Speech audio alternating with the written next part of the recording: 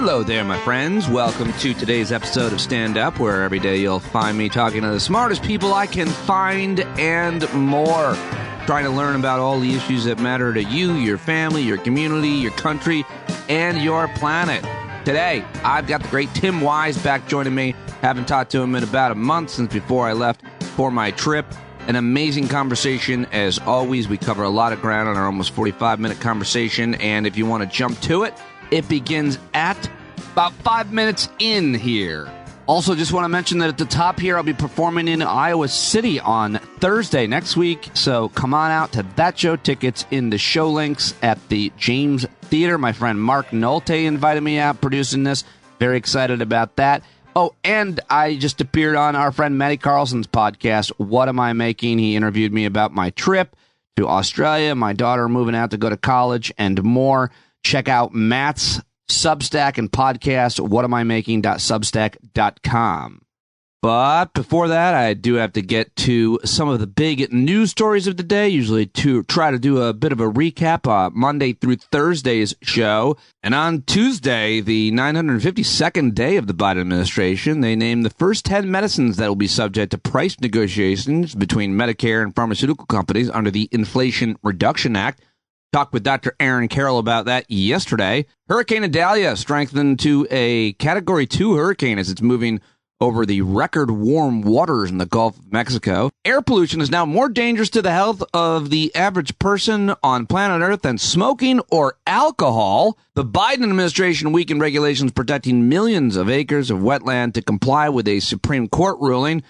The number of available jobs in the U.S. fell for the third consecutive month, and 57% of likely Georgia Republican voters support Donald Trump, while 15% support Ron DeSantis in a new poll. To be fair, those same Georgia Republicans probably supported Herschel Walker, so that's who we're dealing with here. Let me just go back to that one headline. Air pollution is more dangerous to the health of the average person on planet Earth than smoking or alcohol, according to a benchmark study by the Energy Policy Institute at the University of Chicago. The annual Air Quality Life Index reported that fine particulate air pollution, i.e. vehicle and industrial emissions, wildfires, and more, remain, quote, the greatest external threat to public health. Fine particulate matter is linked to lung disease, heart disease, strokes, and cancer. The World Health Organization estimates that permanently reducing these pollutants would add 2.3 years to the life expectancy of every average person. Cigarette smoking and other uses of tobacco reduce global life expectancy by 2.2 years. Well, that's just crazy. I'll have to take a deeper dive on that with somebody who knows more. What else can I tell you? Oh, the late night talk show hosts, comedians, are working together on a podcast. 5 of these guys, Stephen Colbert, Jimmy Fallon, Jimmy Kimmel, Seth Meyers, and John Oliver, who I work for, are putting together a podcast to raise money. The revenue from the ad money will go to, I don't think I'll qualify for that, but to the regular staff members of those shows. I'm a member of the crew. I don't think I'm going to be qualifying, even though I'm part of the talent. Yeah, I don't think so. Either way, here it is, a little preview of their show. One more time, Jimmy. Yeah. Hi, I'm Jimmy Fallon. I'm Stephen Colbert. I'm Jimmy Kimmel. I thought when you said Jimmy, you meant me, Jimmy, but you meant Jimmy. I always mean you. But when you say Seth Meyers, who do you mean? I mean John Oliver. It's the 5 of us together for maybe an hour a day. Strike Force 5 is the name of our podcast. Subscribe to it now. Spotify or wherever else you get your podcasts. But Spotify, you fucks. John Oliver with the last word. Very funny. Sounds good. All right. What else do I have for you? Oh, this idiot Vivek Ramaswamy just steamrolled Andrea Mitchell on MSNBC. They had no business. Stop booking this guy for your shows. I'm not going to play it for you, but that was a disaster worth mentioning because he talked all over her and spread myths about climate and so much more. Just terrible. I guess that's it. I don't mean to cop out, but I didn't find a whole bunch of sound or news stories worth mentioning or have time to get to some of the stuff that I wanted to today, but I do have this awesome conversation with Tim Wise, so let's jump to that right now, shall we? You can find Tim's writing at timjwise.medium.com. He's still prolific on Twitter. He has authored 9 books, including White Like Me, and most recently, Dispatches from the Race War. We caught up and talked about a whole bunch of issues, from the commemoration of the March on Washington, the white supremacist shooter in Jacksonville, what Ron DeSantis and rhetoric have to do with it all, and why on earth he's such a big fan of Vivek Ramaswamy. We open with my joke about that, and we get right to it. Ladies and gentlemen, the always amazing Tim Wise. There he is, ladies and gentlemen, Tim Wise, who, man, shocking when he reached out to me this week and said after the Republican debate, hey, I'm pretty impressed with this Vivek Ramaswamy. I'm shocked. I'm shocked, Tim. Explain. Go for it. He's just got such incredible rap skills. He's just so gifted on the mic. When I saw that Eminem impersonation at the Iowa State Fair, whatever the hell that was, and I heard he was a libertarian rapper, how could I resist? I just don't understand the guy. First off, what do you think of Eminem with the cease and desist? Well, I think pretty soon the Republican Party is going to have so many artists telling them that they can't use their music, that it's just going to be Lee Greenwood on a loop. And maybe Ted Nugent, it's Nugent and it's Lee Greenwood, proud to be an American, arranged 7 different ways. And Ted Nugent comes in just to, spread a little syphilis. And then that's it. And they got nothing else. But back to Vivek. First of all, I before I heard him say that it's Vivek like cake, I was looking online, like, how do you pronounce this name, right? I mean, it's apparently not that rare a name among South Asian folks. So I thought, well, let's look it up. And everywhere I looked it up, it said Vivek. So does this guy not actually know how to pronounce his own fucking name? Or has he just got a different pronunciation than everybody else? I cannot understand for the life of me what he is, who he is, other than just this tech bro who, like all tech bros, think that they're good at one thing and therefore can be good at everything. He's sort of symptomatic of everything that's wrong with America in the 21st century. Well, I made a lot of money, sold my company, and I'll just talk to other people about shit like foreign policy. It'll be fine. I don't have to know anything. It's just this anti-intellectualism, or this sort of phony intellectualism that the tech bros all have. So it's not shocking that he's picked up all this support. But, I do think he's going to learn the hard way. When you're running in the Republican primary and you're trying to outrun white supremacy, good luck, because you're going to end up running up against the guys that are like, we don't want you and your 15 million gods in the White House, or whatever they think Hinduism is, right? That's their, what is that? You don't believe in the one true God. And, I've been wondering about that. I've been asking everybody about that. I just read a pretty interesting piece at Slate by Molly Olmstead that said he might just pull this off because he's really seemingly appealing to Christian nationalists by things like, I think I'm more Christian than a lot of Christians and I'm not a Christian. He is slick. He's very good. He's not going to get the nomination. I can tell you right now, as somebody who never said Trump couldn't get the nomination. So I knew better than that. Vivek is not going to get the nomination, just like Tim Scott and Nikki Haley. All these folks have got these white reactionaries that form the base of the MAGA Republican Party, like to flirt with these brown folk and black folk, because it's like having their black friend, or it gives them street cred against accusations of racism. Well, how can I be racist? I loved Herman Cain until we killed him with the COVID. How can I be racist? I love Tim Scott, except when he tells that story about getting racially profiled. I love that Nikki Haley, except for that pulling down the Confederate flag thing, but we'll give her a pass on that because she sort of had to. Her back was to the wall.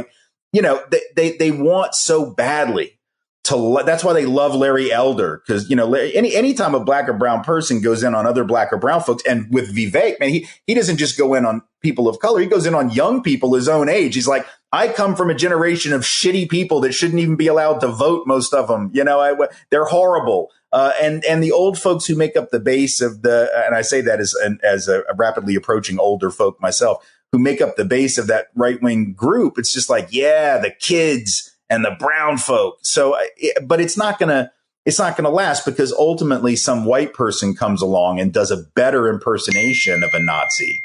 And, why go for a fake when you can just go for the genuine article, right? I want to ask you, we haven't talked since I took my trip, and while I was away is when the riverboat in Montgomery fight happened. It's got a catchier name than that. I can't think of what it is, what they're calling it, but I wonder, what your thoughts were, the takeaways from it. Obviously, there's a lot of history of that place and so on, but the takeaways were really interesting. But it seemed in the end to be kind of empowering for Black folks to be able to watch someone on video at 100 angles fucking around and finding out in about the same period of time. Yeah. Like there wasn't a big gap between the fuck around and the find out. Like sometimes, like the Proud Boys fucked around and they're just now finding out. They're going to trial or whatever, and little Ricky Terrio is going to find out the hard way, right, what sedition means. But these dudes, they found out like really quick, like within minutes, because Black folk were done. And we've been hearing Black folks say for a while that phrase that's I remember hearing it several years ago, take several seats, right, which is just something Black folk, I think, came up with to say, like, sit the hell down and shut your mouth. And now we know take several seats is like literal, like here's a seat and it's going to go right upside your head if you don't stop fucking with my people. And I think that it was an interesting wake up call, because I think there are a lot of white folk, not just in places like Montgomery, right, but all over the country, who have spent so much time trying to justify their own stand your ground bullshit every time a Black person gets shot, gets beaten, or every time a cop beats a Black person or kills a Black person. Like, well, self-defense. They had to do it. They were being attacked. It was self-defense, justifiable violence against Black people. And now you got these white boys that start some shit they couldn't finish, and they start attacking both verbally and physically Black folks. And Black folks are like, yeah, really not. That's not how this is going to go today. They stood their ground. They didn't use guns to do it. They just beat the hell out of some folk and used a chair. And I think that what was heartening about it to me was not just we do the nonviolent resistance thing, but we also will defend ourselves thing, which was cool. But also the fact that a lot of white folks, not the MAGA folks, I'm sure they were horrified, right? They were horrified. But a lot of white folks, I'm not talking about left wing people like me. I'm not talking about people that are overtly progressive or within the anti-racism orbit, right? I think that there was a lot of white folks defending what those Black folks did in Montgomery. Like, I saw a lot of that on social media. White folks that were like, I'll be damned. Like, that's exactly what I would have done too. And so that was nice, like, to see a level of solidarity from certain white folks who I wouldn't have expected it from, that were like, yeah, they fucked around. They found out. And I think the guy that was one of the captains on the boat, right, was defending his colleague who was Black, who was the one they started messing with the first time, right? Wasn't there one white guy, one Black guy? I'm not sure exactly, but I think something. I think that's right. And the one white guy was like, man, they do this shit all the time. These good old boys, these shit kickers are always starting trouble, with their pontoon boat or whatever the hell they had. I don't know what it was, and so I thought it was a well-deserved reminder to certain white folk that, their violence and their hatreds are not going to go unanswered. And that's what you do. That's how you stand up to bullies. You don't just sort of, you don't send a petition out. You don't have a bunch of white boys jump you on the dock and then you start a petition at change.org or whatever. You got to just pick up a chair. Sometimes. So let's move on to some of the other violence that we've seen that's been a different kind of violence, the more normal kind of violence that we see, obviously, the gun violence in the U.S. We have another racially inspired shooting that everybody is talking about, took place in Jacksonville, Florida. You've been writing a lot about that, but a lot of people are connecting the governor, his policies, his rhetoric, the anti-woke stuff, the erasing Black history stuff. He was heckled the other day when he showed up in that community. How do you see the connections of rhetoric? I mean, it's impossible to connect dots between a shooter and something said or not. What do you think? And why, Tim, do we keep giving these lunatics credit by calling it a manifesto? How about an Apple Note, a Word document? Like a manifesto seems like, I mean, like it's too respectable of a document sounding thing. This guy just. No, I agree. A screed, Google Doc.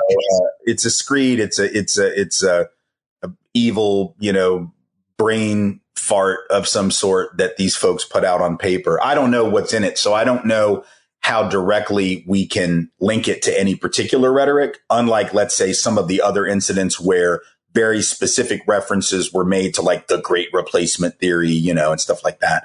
That may be in there. It may not be. It could be just a bunch of hateful, racist rambling. But what I do think we can say is this, and I said this after Buffalo, after the shooting in 22 in Buffalo, it is one thing for white conservatives and right-wing folks to have a different opinion about public policy regarding immigration or crime policy and policing or affirmative action or how much we ought to spend on social programs and whatever potentially race-connected issues they want to talk about. We can have disagreements about that. And for years, I've had disagreements, but collegial and not irrational discussions about those things with people on the right. It is very different to have this existential apocalyptic rhetoric that we increasingly see coming from the right, which is not just, hey, I think we ought to have a different immigration policy because we are having a hard time finding opportunities for everyone and whatever. No, it's people saying they're taking over. They're replacing us. There's demographic shift and inadequate white fertility. You got Matt Walsh talking about we got to make more white babies or the culture is gone. You got elected officials who say that stuff, multiple elected officials. You've got people who are talking about, it's not just that, oh, I have a different opinion about diversity programs in colleges. It's they took your kid's spot in college and now your child isn't going to have opportunity, or it's they're soaking up all the tax dollars and that's why your taxes are too high. And they're, rioting and burning down the cities because of the Black Lives Matter movement. And they're going to come for your guns or they're going to break into your house. So you better get a gun. They are bad people. This is different, right? This is existential threat. This is the idea that these people, it's not just that, we've got some political differences and, whatever. It's they are coming for you. They want to hurt you. Tucker Carlson has said those exact words on air hundreds of times. They want to hurt you. They want to harm your family. They want to hurt your children.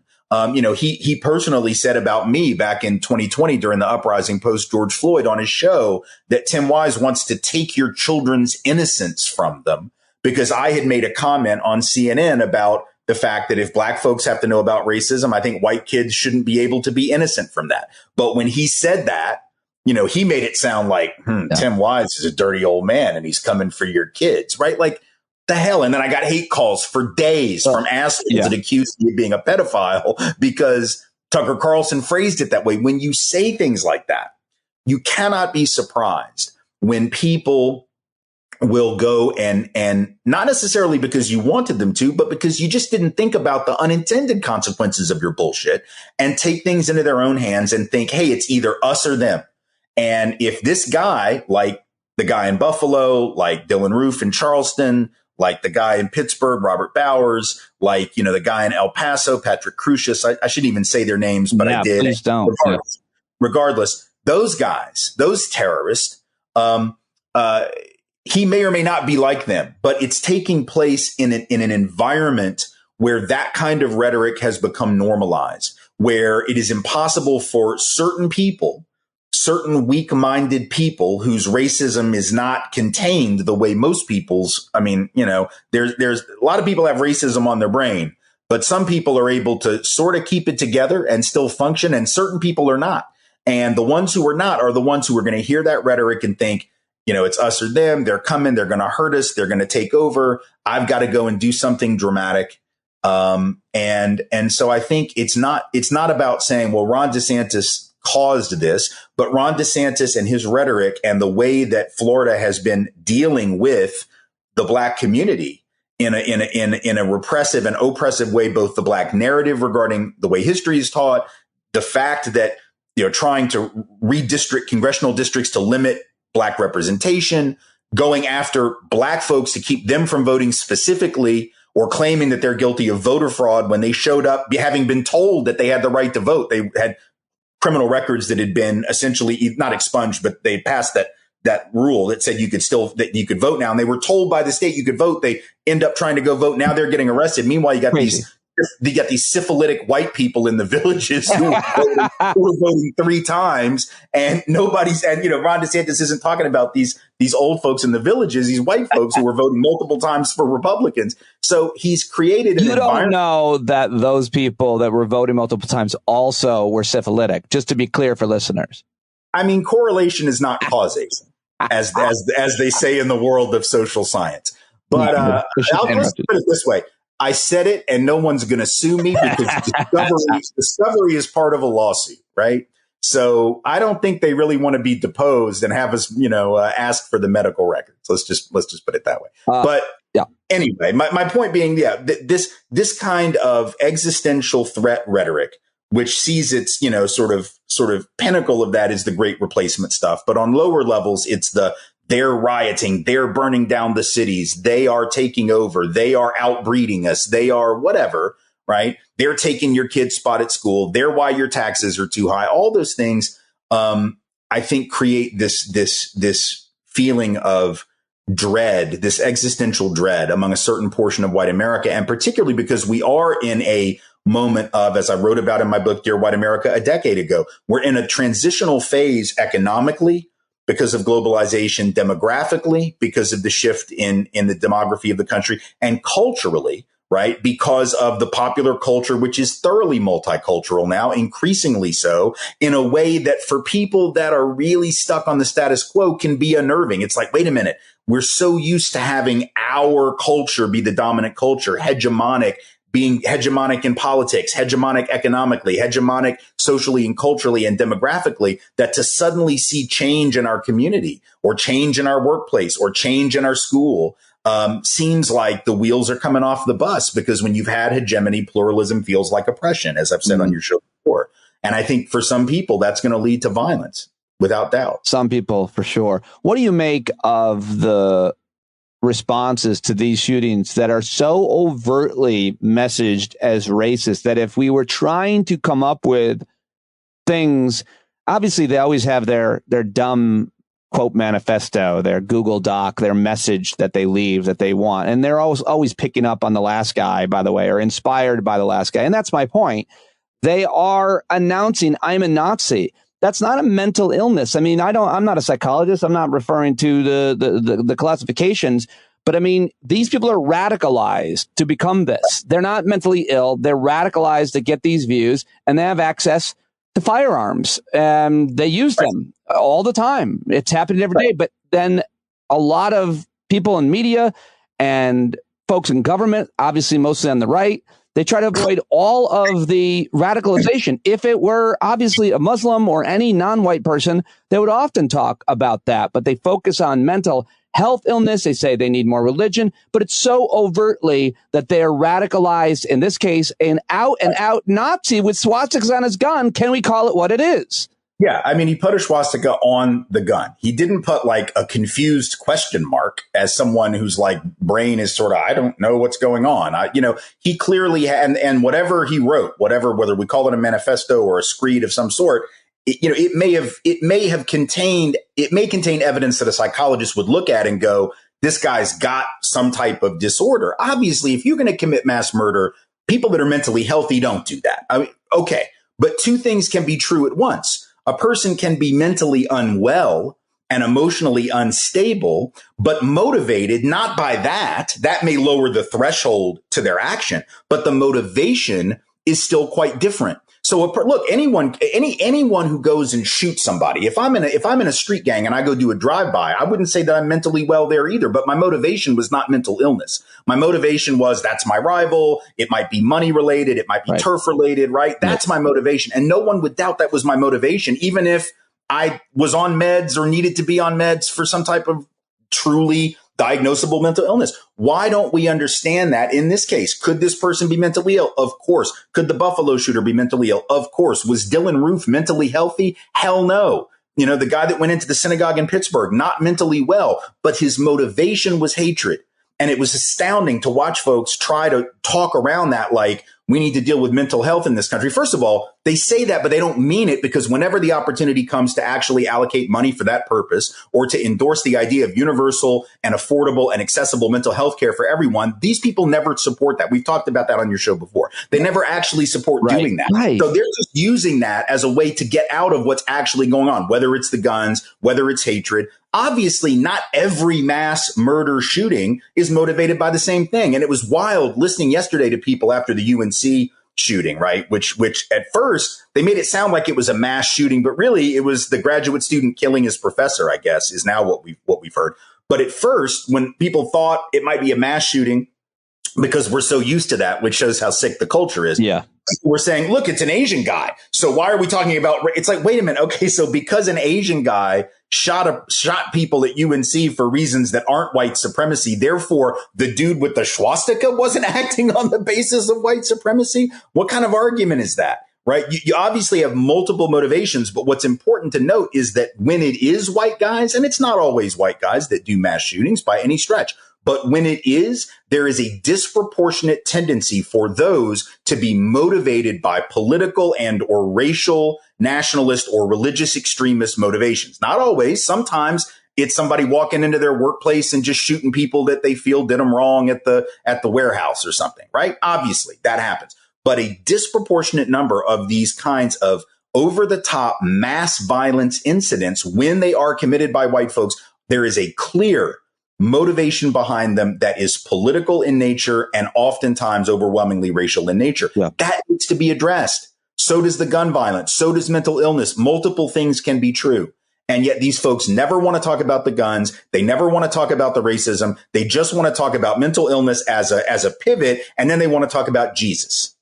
And we just need more prayer. And if we just had more prayer, these things wouldn't happen. And that's their go-to, you know, because the reason is because they understand that there are a lot of people whose politics and whose views about black folks and brown folks and immigrants and Jews are just like these shooters who were in their base. Yeah. And they don't want to offend them, which is why Trump went so easy on Nazis after Charlottesville, right? Because he didn't want to come out and blatantly condemn them, because he said to, I don't remember who it was, one of his staff members that finally turned on him, that wrote a book, you know, he basically said, I can't turn on these people. They love me. Right. So there's a sense within the right, like, we can't make it about guns. Oh God, we can't do that because the gun fanatics are mostly in our orbit. We can't make it about white supremacy because then we'll be accused of going woke. Even Ron DeSantis, when he came out, he said this guy's a scumbag or something. That was the word he used. Like, this scumbag was motivated by racial hatred. But why don't you just come out and say motivated by white supremacy? Because see, when you don't name white supremacy, it's like it's like the difference between saying that someone likes soda and saying that someone likes Coca-Cola, right? Like, Coca-Cola is the form of soda with the largest market share, right? I know there's generic soda. You can go to the store and get it. It's cheaper. You know, you can get more of it. You can rot more teeth for less money if you just get the generic kind of the soda. But let's be honest. Everybody knows what the one with the biggest market share is. So we say it's just racially motivated, which is the term we love. It's racially motivated. Not racist motivated, not racism motivated, and certainly not white supremacy motivated. You're generic. That's not a word, generic sizing, but you know what I mean? You're making generic something which is actually very specific. What we have is not a problem with racial hatred in the abstract in this country. What we have is not a problem with racism or racially motivated violence in the abstract. What we have is a problem with white supremacy, sometimes individual and violent like that, other times systematic and violent. Right. But it's white supremacy. And they never want to name that, because to name that is apparently makes white children cry and makes them sad. Well, makes them sad. So we can't talk about it. Going back to your buddy Vivek, who I'm shocked that you're such a fan.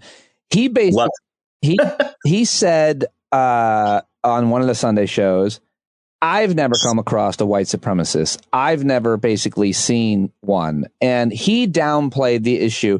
And it's just hard to accept the idea that we live on such different planets, because you're saying, and you're hedging and you're being very careful, not all of the mass shooters are racially motivated. But I'll say it differently. Almost every day, I'm sure every day, which is not always reported, there is violence against people because of their ethnicity, often, obviously, marginalized black and brown folks. I mean, did you hear about this, quote, this asshole, Robert O'Neill, the Navy SEAL that killed bin Laden, was at a hotel the other night, and he got drunk, and the security guard asked him to go up to his room. He couldn't even stand up. And then he tried to carry him, like walk him up there because he wouldn't go in a wheelchair. That's how drunk he was. They wanted to put him in a wheelchair.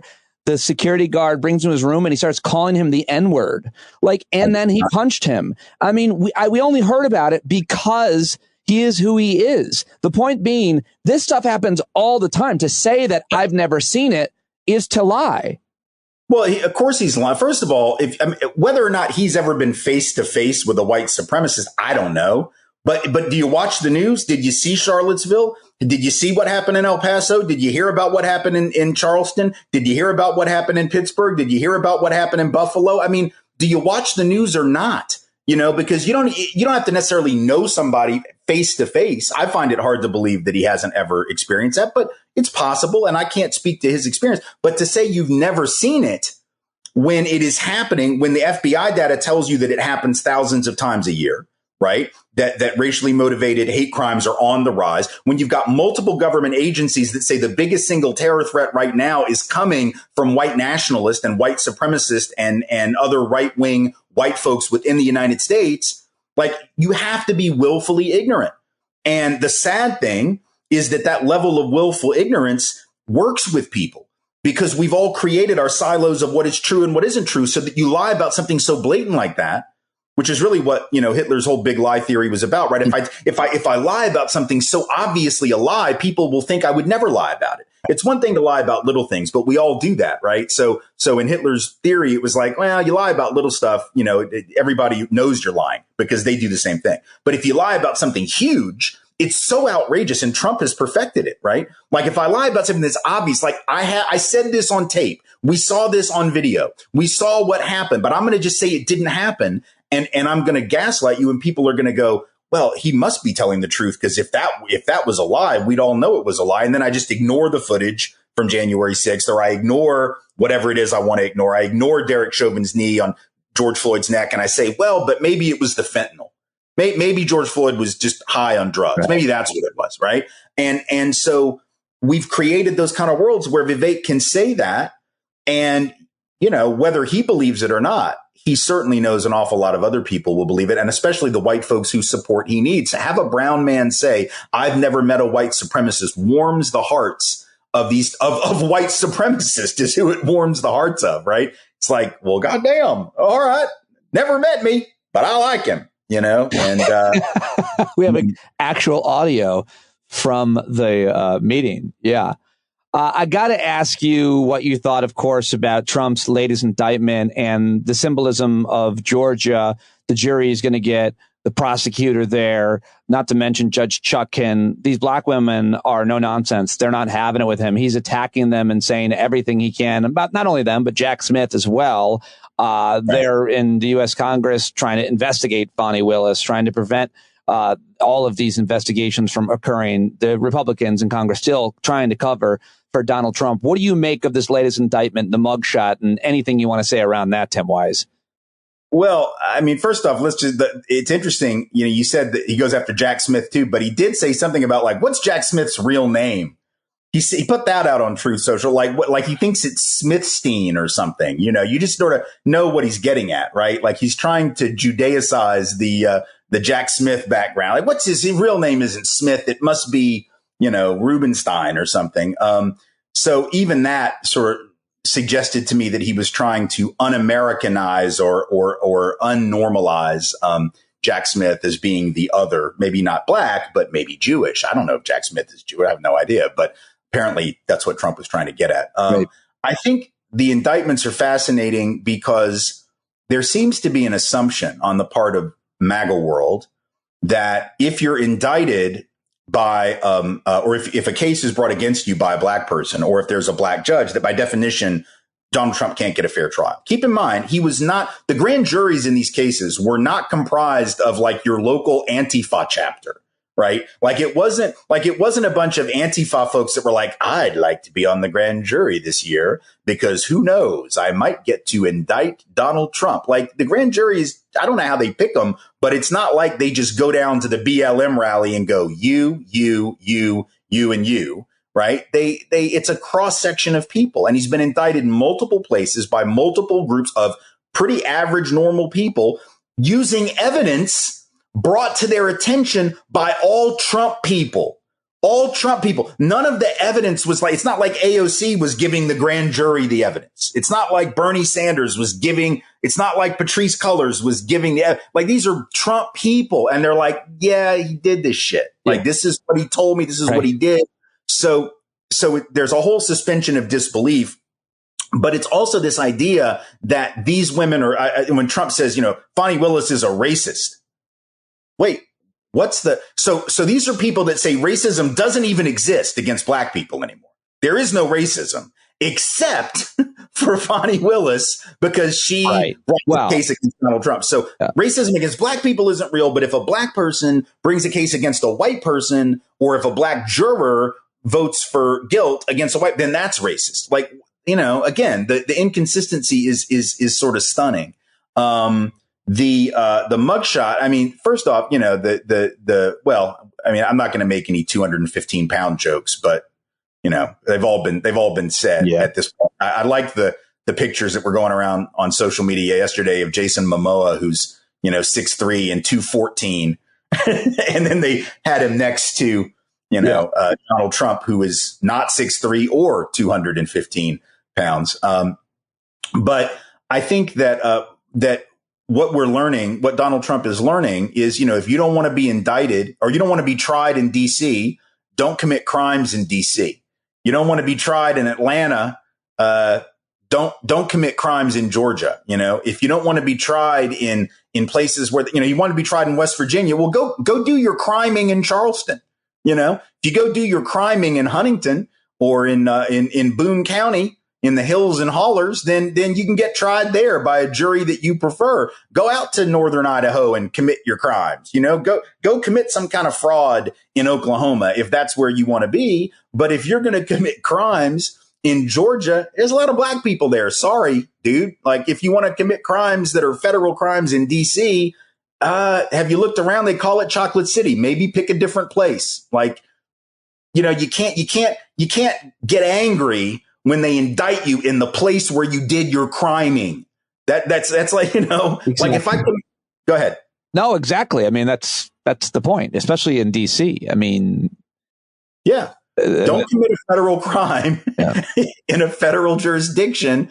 If you want to overthrow a government, overthrow the government of some small town in Nebraska, and maybe you'll get a fair shake or at least a better shake. But if you commit a crime, or contribute to criminal activity in a place like DC, you're going to get tried by a DC jury, and there's nothing you can do about it. And there's no reason to think they can't be fair-minded. There's no reason to think, particularly when the evidence is overwhelming. And look, all Trump's got to do is get one on the jury, right? We do have innocent until proven guilty, as we should. Yep. And it'd be very easy for somebody to get on that jury, lie about, their ability to be objective, and he could be acquitted. Any of that could happen. Because that's the system that we have. And so the fact that he's so nervous about it tells you a lot, right? He doesn't even think he can find one person who can look at this evidence and go not guilty, because he knows damn good and well he did all of these things. Tim, what can you tell me about what's happening in your state of Tennessee, in the state house there? You're tweeting a lot about it. I keep seeing different stories coming out of what the state house lawmakers are doing on guns, on abortion, on anything else. Give me the Tennessee update. Well, these are people who for the last couple of years have made a point of talking about how the left is anti-free speech and all about cancel culture and doesn't support free expression. And they're literally throwing mothers whose children were at the Covenant School. They're throwing victims' families and survivors' families and supporters of those folks' families out of the gallery for holding up signs, making rules out of thin air that so you can't have a sign in the gallery. And we're going to throw you out if you make any noise. And then if you stand up to speak, as happened yesterday. Justin Jones, was giving a speech, had a few minutes to speak, and he was accused of being off the topic. And yet there are multiple examples of Republicans speaking off the topic, being ruled out of order. This actually happened most recently, being ruled out of order 2 times and not being removed from the floor, not being silenced, not being told that he couldn't speak again for the rest of the day. But Justin Jones was told, well, you were ruled out of order twice, and we're going to now silence you for the rest of the day. It is pure authoritarianism. It is pure authoritarianism. It is being done by people who care nothing for freedom of speech, who care nothing for freedom of expression, who don't care about their own constituents. You have Andy Ogles, who still to this day cannot prove that he's met with anyone from Covenant.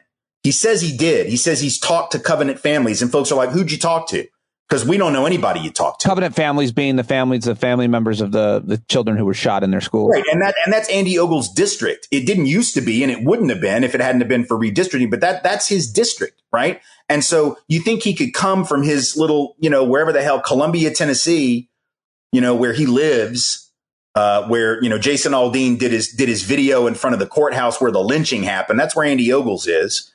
Could have come to Green Hills in Nashville, come to the big city and sat down with those parents. He says he did, but nobody's come forward from that group and said, yeah, we met with Andy Ogles. No, he's not talking to anybody.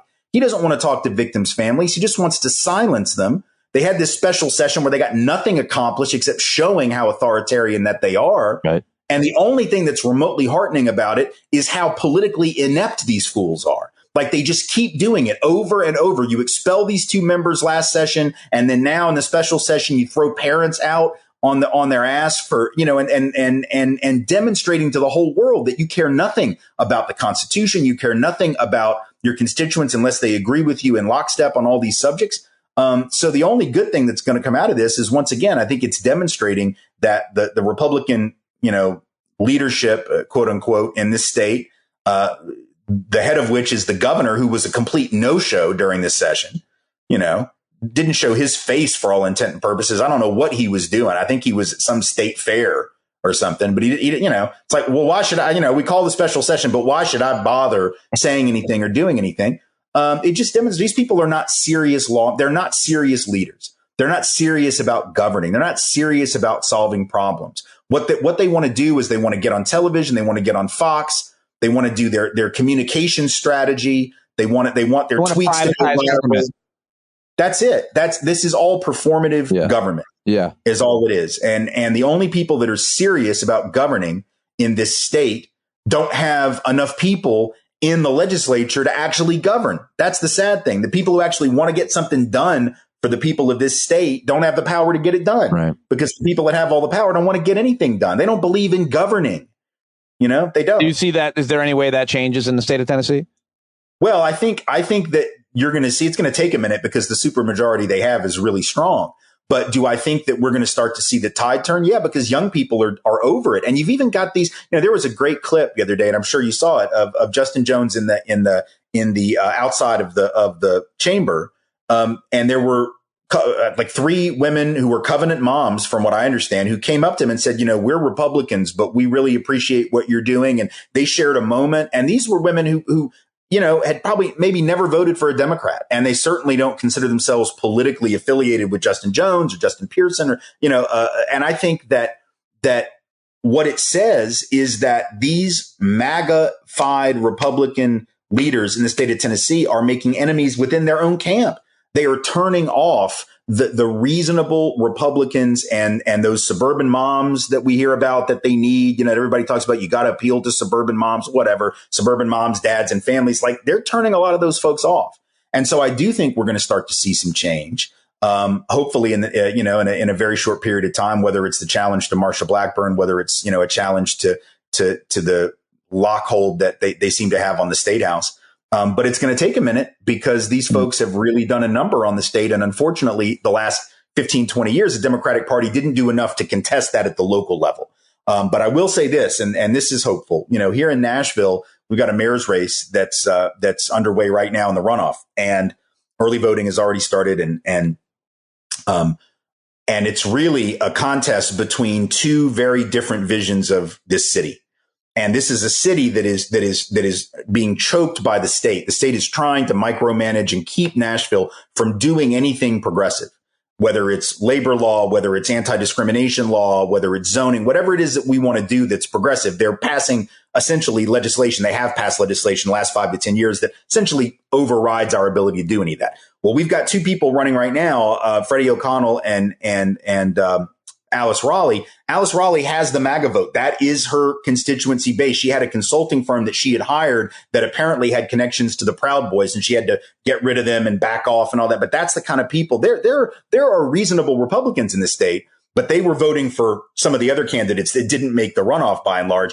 Her support base is MAGA central. And then Freddie O'Connell is clearly the most progressive candidate in the race, for all intent and purposes. And I've known Freddie for a long time, and back when he was doing a progressive radio show at Vanderbilt years ago.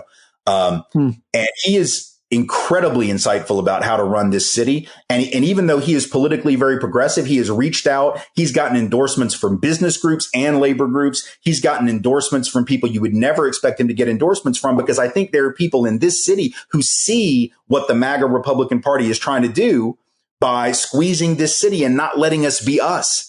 Not letting us, trying to flood the zone with all these right-wing transplants who are leaving places like California to try to come here, whether it's Ben Shapiro's company, whether it's Matt Walsh, whether it's Tommy Lauren, whether it's Candace Owens, all these folks who are coming trying to turn Nashville into their little MAGA Hollywood, right, where they have all these right-wing influencers. And I think there are a lot of people, not just progressives, who would already maybe have lined up behind Freddie, but others who are saying like, yeah, we don't want that. So I do think there's some silver linings in the storm clouds here in this city, because you're starting to see a lot of people wake up and realize we just can't govern with this culture war resentment that the right is about stoking. And that's, what we see in this state every day.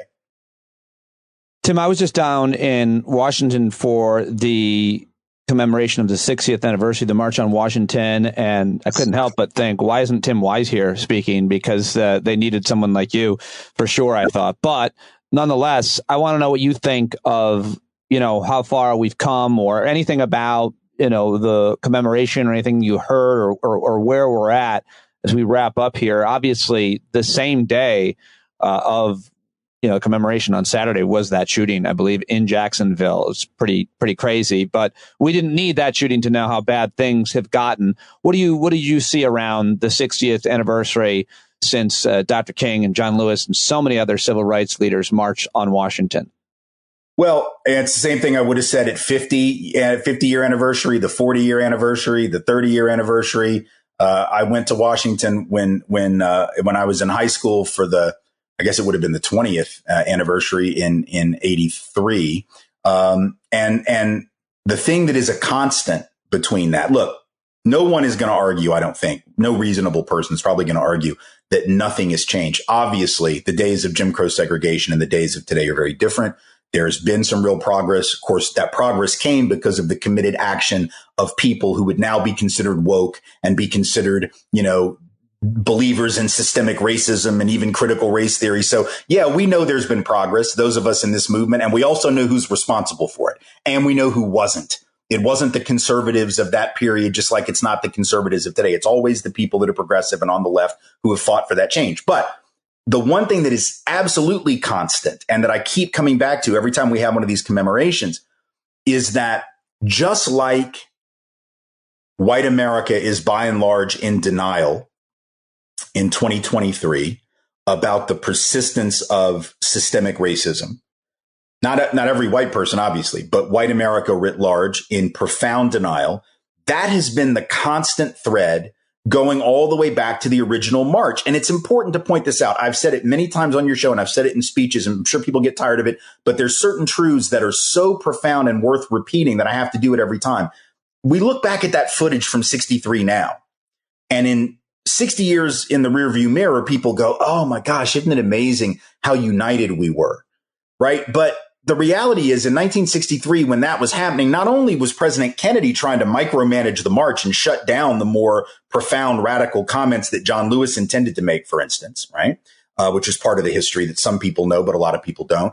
But more importantly, at the very time that was happening, The Gallup polls that were being taken at that time by the Gallup organization and other polls by Newsweek and other polling organizations all found that the overwhelming majority of white Americans did not understand what it was that these people were protesting. Because when they asked them, do you think black people are treated equally in your community? 2 out of 3 white folks in 1963 said yes. In other words, 2 out of 3 white people were saying, we don't even see what the problem is. What are these folks marching about? Why is that guy having a dream? What's all this hostility and all this protest? What's all this activism? So white America isn't just in denial now. Hell, we were in denial then. Yeah. What does that tell us? It tells us that to be a member of the dominant group, whether that's then or now, is to be profoundly oblivious to the lived reality of millions of people in your own country. And that ought to provoke a bit of humility. It should have provoked a certain degree of humility then when all of a sudden people realize, oh shit, Medgar Evers just got shot. Oh shit, there's George Wallace doing his thing. Oh, there's Bull Connor turning dogs and water cannons on kids. Oh, there's 225,000 folks in DC in late August in the heat protesting. There must be something wrong. They should have been humble enough to realize it then, but they didn't. They didn't. And if you didn't see it then, when it was blatant on the news every night, I mean, there were only 3 stations in 1963, right? We didn't have streaming. We didn't have other diversions. There were 3 channels. They went off at midnight with the national anthem, and it was like fuzz on your television until 6:30 in the morning. Everybody's watching the same shit. It's like, you can't say, well, I was watching Netflix. No, you were watching Walter Cronkite like everybody else, right? Everyone was doing the same thing. So you saw it. It was there every night on your television, and you still were like, oh, I don't know what all the fuss is about. That is profound, because those weren't irrational, dysfunctional white people. Those were people that remembered to pay their bills, wipe their ass, and then wash their hands when they were done, feed the cat, get the kids to school, right? These were people that had functional lives, and yet they had no clue what their fellow countrymen and women were experiencing. And I would suggest that the one thing that hasn't changed in 60 years, a lot has, the one thing that hasn't changed is that white folks still have the privilege of being utterly oblivious to other people's truth. And not only do we have the luxury of it, now we are demanding the right to pass down that obliviousness to a new generation by not even allowing them to know the history. You know, not even allowing them to learn. Yeah, such an important point. I mean, I don't know how many different ways and times we can make it, but you can't make it enough. Not allowing them to learn the history is robbing us of a healthier future, for sure. Right, for sure. For sure. Awesome, man. I'll let you go, but I love talking to you as always. It's been too long. So great to catch up, Tim. Thank you very, very much for talking to me. You bet, man. Thank you. All right, there he goes. Tim Wise, everybody. TimJWise.medium.com. Follow him on Twitter. Get all of his books. Anti-racist speaker and educator. Nobody better. Love talking to him, always. And I would love if you went and thanked him for joining me here on the show. He's become a real good friend of mine. We talk a good bit now and commiserate about all kinds of stuff, personal stuff, the news, all of it. And so, always great to talk with Tim, and thank you very much for listening. Please sign up for a paid subscription if you haven't. I have like 3 of them come in yesterday. I know where you guys came from, but very excited to have you, and some very generous upgrades as well. Super psyched to have that, and I can't thank you enough for listening and telling your friends and writing a review on Spotify and iTunes. That really does make a difference, so take the time to do it if you haven't already. Patreon.com/Pete Dominic, and I will talk to you tomorrow. John Carroll taking us out right now. I think you're driving wheels in leaking grease. Boy, you better stand up. Stand up. Well, there's a whole lot more of us who know what's right. They'll keep right on ignoring us if we keep sitting tight. You got to open up the window to let in some light. You got to stand up. That's right. You got to rise up. You got to stand up. You got to stare the devil straight in the eye. We got to let him know it's his turn to go. See it clear and all you hear is a lie.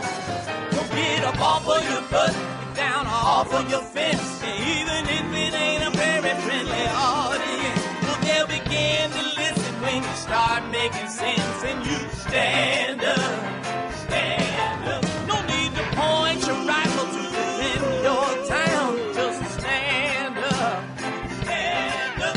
You know they can't deny you what you're laying down. Boy, you better stand up, stand up.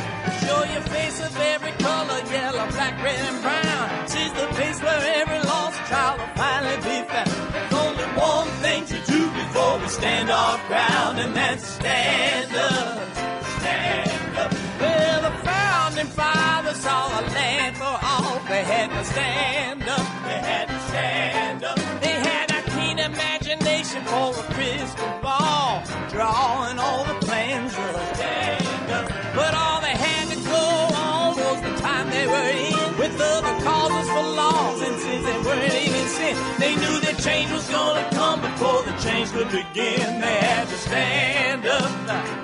All right, they had to stand up. We got to stand up. We got to look the devil square in the eye. We gotta let him know it's his time to go, and make it clear when all we hear is a lie. Why you lying awake wondering where the money all went?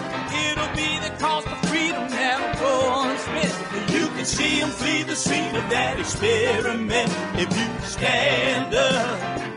All right, we got to speak up, we got to reach up and raise your voice in every way you know how. Don't be toes up, you got to show up. Ain't no better time to do it than now. No need to pledge allegiance to no wanton tribe. Rise up, show obedience to the voice inside, and listen well, and it'll tell you not to run and hide. It says stand up, stand up.